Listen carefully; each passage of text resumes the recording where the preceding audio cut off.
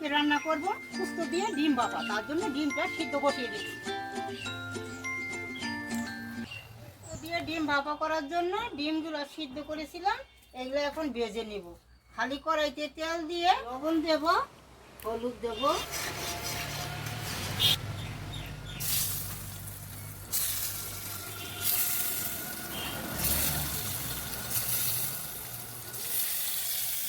ডিমগুলো ভাজা হয়ে গেছে, তুলে নিলাম।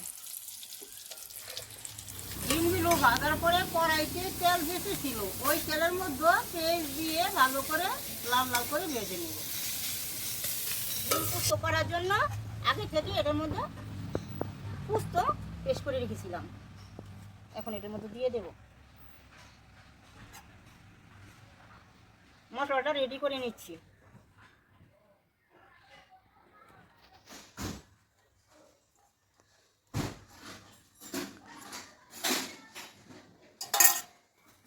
এটার মধ্যে পরিমাণ মতো হলুদ, নুন, কাঁচা তেল,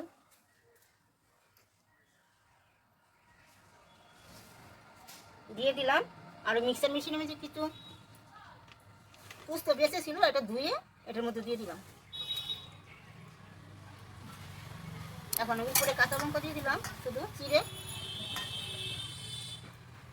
এর মধ্যে জল দিয়ে জলটা ভালো করে ফুটিয়ে পাত্রটা ফুটানো জলের মধ্যে বসিয়ে দেব ডিমটা ভাপা হওয়ার জন্য। 15 মিনিট রেখে ডিম পোস্তটা যখন তেল ছেড়ে দেবে তখন নামিয়ে দেব।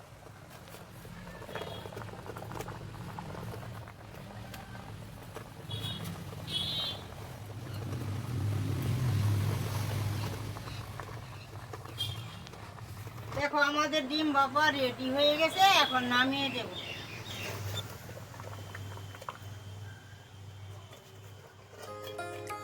আমাদের এটা রেডি হয়ে গেছে, গরম ভাতের সঙ্গে রুটির সঙ্গে খেতে ভালো লাগবে।